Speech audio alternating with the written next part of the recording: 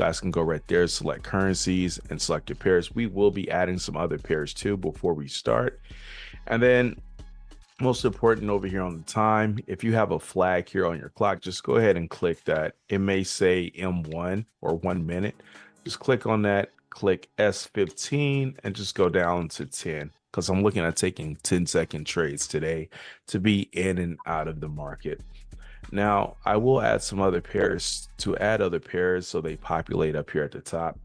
We're going to add GBP USD and we want the OTC pair. Just hit that star so it populates up there at the top.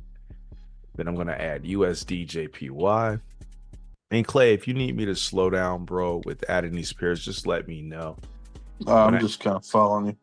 I'm going to add USD CHF as well. All these pairs are paying out 92%. Guys, my strategies they were built around OTC for binary options.